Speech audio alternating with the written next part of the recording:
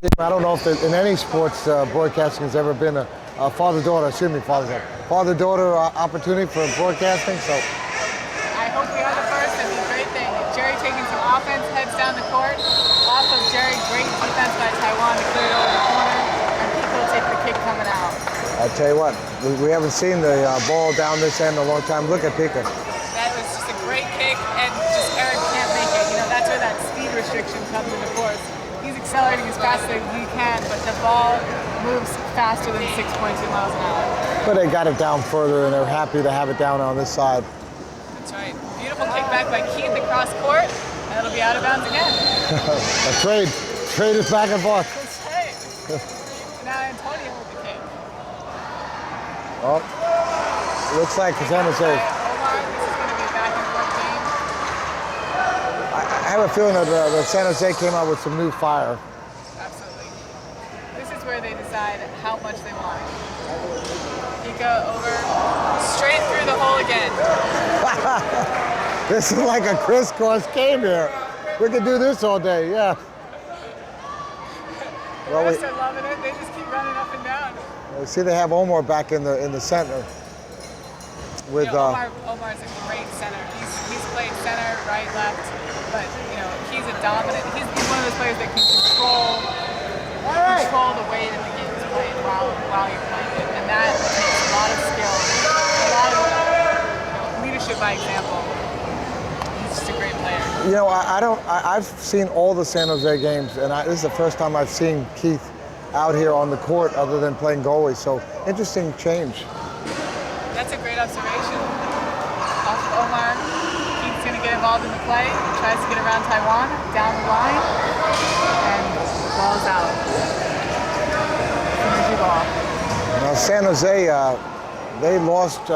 They tied. I can't remember who they lost to. They lost to Sudden Impact. Sudden Impact, right? That was a very strong. Sudden Impact has just been on fire, and they weren't going to let San Jose get away in the championship game. Good call by the ref. That would be a charge. Omar on Pika. Can't impact the side or the back of the chair. Nope. As we said, excessive use of chair. Don't back off, Eric. Excessive use on by the other team. All right. They're moving it down. Yep. Love watching Pika out there, don't you? Pika's a beautiful player. He just looks for the gaps. And as you saw, you know, those crisscrosses represent gaps between the offense and defense. And he may not have done anything with them, but he sure did get the ball moving. Eric Jordan back in, who scored 2 goals in the first half, and that was half of his scoring out for the whole tournament. And now you see they have Cairo in goal. Cairo is an excellent goalie. He played goalie a few times for Team USA in Japan, and he is a very smart player. And to put him in goal right now is really saying, listen, you want to try and score us, you're going to have to execute. Oh, a chair down. Somebody chair down on the other court, and hopefully everybody's okay. I'm not sure who it is from the Borp team. Jessica Lehman, another U.S. team member, and hopefully everything's okay. Everybody, you see how quiet the whole court, the whole basically gymnasium got. Yeah, everybody's looking over there because they all know how it could be them, and they all. Oh. So we've got this game continued here. You know, right now there's 3 games going on simultaneously, and we can't capture them all, but it is amazing to see all the great players that are here. You know what, Elio, your husband took a spill in a chair, and now he's wearing this headband that says, "You should see the other guy." Oh. And you know what? The other guy was Jessica Lehman, the one who went over. Oh, so, wow. It just goes to show it can happen to anybody. It does come out when you're playing aggressive and you really want it. That's why that yellow card to Antonio was an important thing. It's to say, we're going to take the hits very seriously. That's right. Nice kick by Keith over to Omar. good positioning. Jerry gets out of the way. Omar's going to try and come around Antonio, kick it back. They don't have anybody in position. You see that on that play. Oh. Snuck that in there. All of a sudden. The corner kick opportunity, right? And this is wicked. We're seeing a lot of wicked plays from this Atlanta team. They have practiced set plays over and over and over again. Is this from? Oh. I think it comes in a little bit too much force. Stop it. Yep, that one is being called against Pika. The defender in that situation is usually given the right to make the defense, to make the play, and it's the offender who usually gets the call in the box. Jerry Frickin for Eric Dornan. And they've been playing freaking awesome. That's a good advantage call, no 2-on-1. You see he just weaved through those two defenders. And Jerry's gonna take a kick over to the side. Well, Pika, having been coming from France where these rules, a lot of these rules have been enforced for quite a while, he's very astute at not doing the 2-on-1s and teaching his team how to avoid that. I have seen very little on Atlanta in the tournament so far. You're right about that. One of the great things is because they rely so much on passing. You can't pass very well when you've got your players bunched up. So it really goes hand in hand, being able to pass well and avoid the 2-on-1s. Look at Taiwan, how far out he is again. And you see he leaves the ball to Pika because he still is the goalie. So I'm surprised they didn't bring somebody back there quicker. And Pika does come back to support. But look how far back he's still not that far back. Look, that is so gutty. and you know, the great thing you see in these high-level games is they play it to the sidelines, over the edge of the sidelines and back. You know, they just do everything they can. Good job by Keith getting it look at down that. court. Nice opportunity. Keith crosses to defend. Jerry across the side. Can't turn it around. It looked like Jerry had an opportunity, but look at how Pika streaked in there just to close that door. I mean, that's court sense. That is something that you really have to appreciate. You know, Keith is playing a great game out here. Just his little taps, sometimes being able to just tap it and redirect it, you know, kept that ball from going all the way down court to going just to basically midcourt and earning the ball. They said he's the architect of this team at this point, and they've always been a fairly good team, but I'll tell you what, I think they've come to the next level. But if they had played like this against some of the other teams, I think they would have been in the championship. But I think we'll just have to see when we have the championship game later how both of those teams really step it up. Well, Sudden Impact really did have a great game, and I just Well,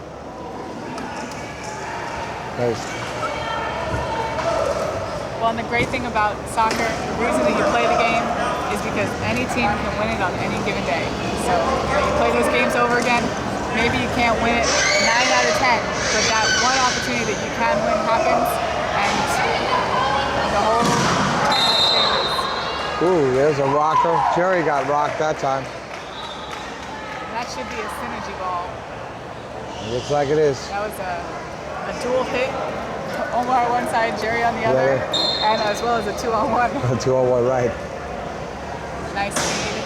But his notice is a lot more. San Jose is really putting more pressure on this time. They sure are. Oh. And that'll be a call. Yep. So that'll actually be a free kick, won't it? A penalty kick? It won't be a penalty kick. It'll be a direct free kick from the spot. Penalty kicks only happen when it's a direct free kick in the goal box. Okay.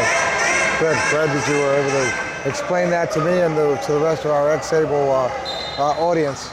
You know, it is a confusing point between indirect free kicks, and of course penalty kicks. That was a nice little pass they had, give and go going on. It didn't work, but I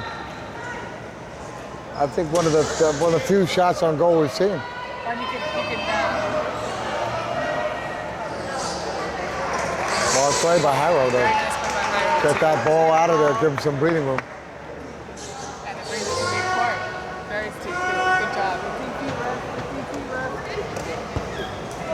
Ball's in. He's going to take a stab at it with his jammer guard. Comes down. All right, here's... Omar tries to turn it. Neither one can catch up to the ball. They're just going to let it roll out of bounds. It'll be goal kick.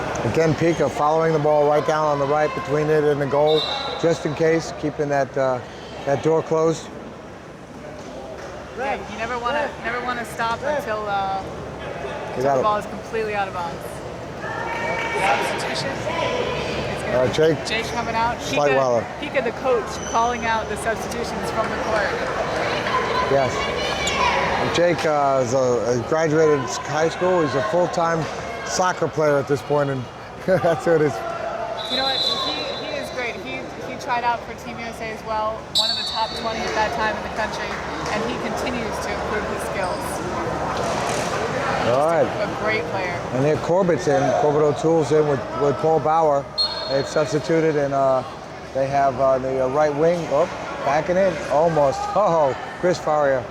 Looked like he was going to have a collision with Jake there, but he knew his space. And, whoa.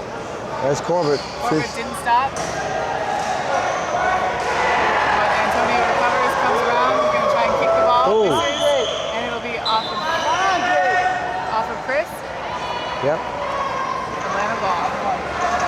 Corbett with a big chair, and she's got a hard hit, and she can. We've seen her push the ball past. I think she pushed it past Tommy Bailey for a goal where she overpowered him by the size of the chair. Well, you know, that's a point that's always been up for discussion. It's a 2-on-1. Yeah. You know, you want to keep this game as evenly matched as possible. And one of the questions is, does the size of your chair or the type of chair or your body weight have anything to do with it? You know, certainly Jerry Book, who weighs very little but is such a dominant player, throws out all of those stereotypes because he can hit just as hard. But he's a little guy. Yeah. Well, we were talking about the fact that this sport really is a sport that's played by all ages, men, women. And so, if you're going to do that, you got to be careful because the size of a chair or a kid out there with an adult, you can have a big discrepancy. Great ball handling and rotation by San Jose, just leaving it from one player after another. That's what they have to do if they want to get it past Atlanta. They've been doing that rotation back and forth, keeping possession there. A little hit by Jake, coming around, Corbett makes a kick. Corbett goes against Pika, leaves it for Paul. They streak across, and you see Chris goes back to support. Gets in the way a little bit, no 2-on-1 calls. Pika's just going through all sorts of turquoise traffic. And Taiwan brings it around, and that should have been a 2-on-1 call, probably. Oh, there goes Pika. There's some breathing room there. Well, I'll tell you what, I think what we've seen is Don Farrier has talked to his team, and the fact that they've gone through quite a few minutes without a goal scored in itself is a big change, because this is a 4-0 game.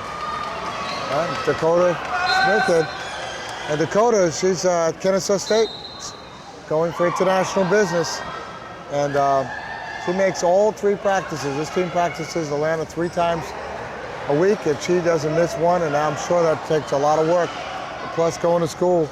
Tell you what, this team, it is a full-time, it is a professional endeavor. What they put into it, their work ethic and their practice is basically unmatched.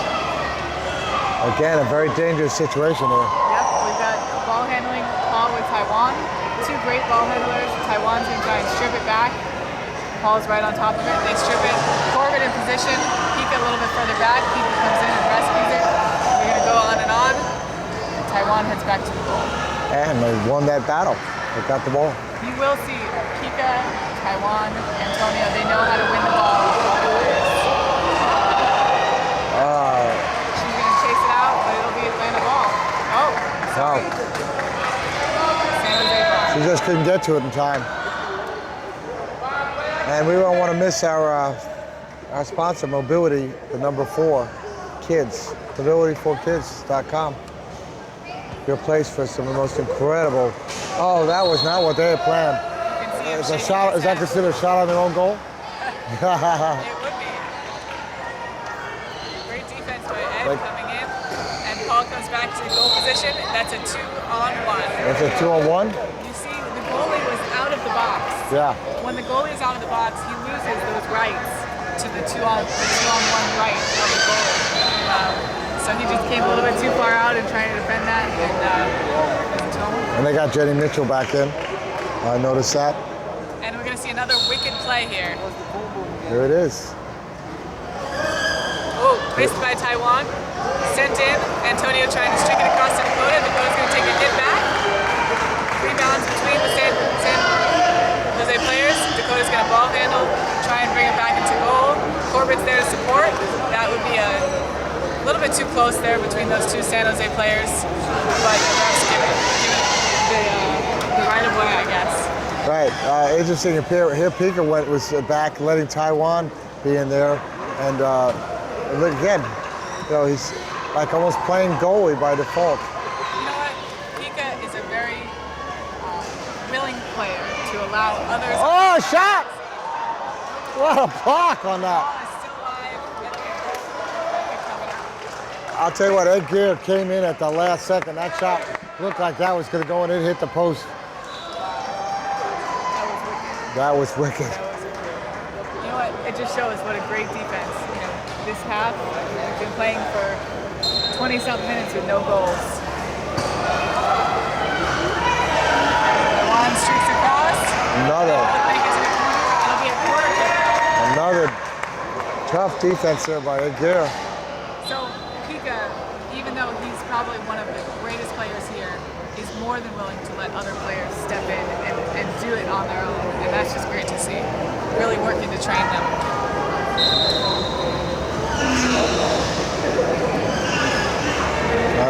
Force that thing through. By the way, that goal that they scored at the end of the game, I think we figured out it was flying about 3 feet high when it crossed over the goal. I mean, that's kind of hard thing to stop, isn't it? Everybody's still out there on the other court, I hope. Still 0-0 on the crossfire against Bork. That's another great game going on. I wish we could be covering that, but this is a great game too. Great game. I mean, the plays that are happening here, the strategy. Textbook, right? Textbook. This is going to be studied for the next year until the next regionals. It's amazing. And happy Father's Day from me to all the other fathers. And I'm having the joy of having my daughter sharing this for us the first time. Thank you. Oh, look at that. Pass across. Taiwan just can't pop it through. But excellent execution again. Many set plays. Beautiful plays.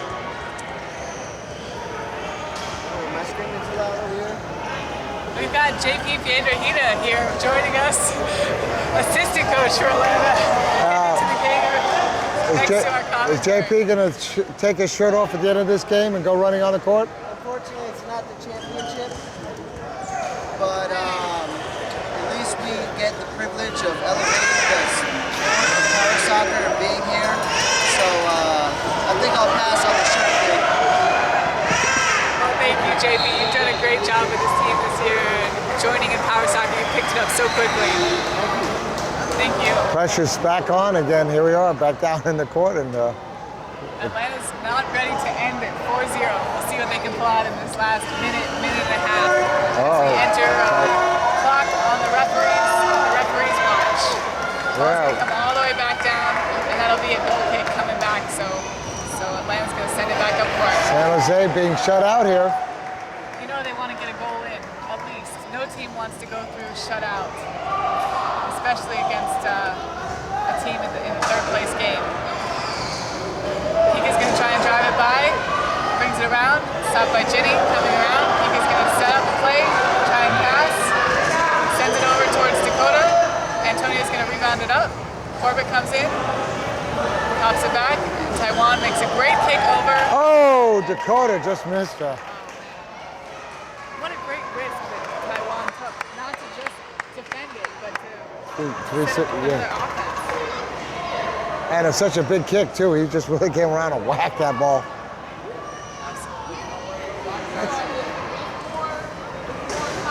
They come across the court. Dakota's bringing it back. And Pete's not happy with that shot. He wanted to put it on goal. hope for a rebound maybe. That's right. And you know, the great thing about having a player that's always up court is those wide open opportunities. That is the end. And that's our game. 4-0. I'll tell you what, Atlanta Synergy with a strong one. We got to pick a player of the game. I'll tell you what, some great play out there. Well, you watch these teams more.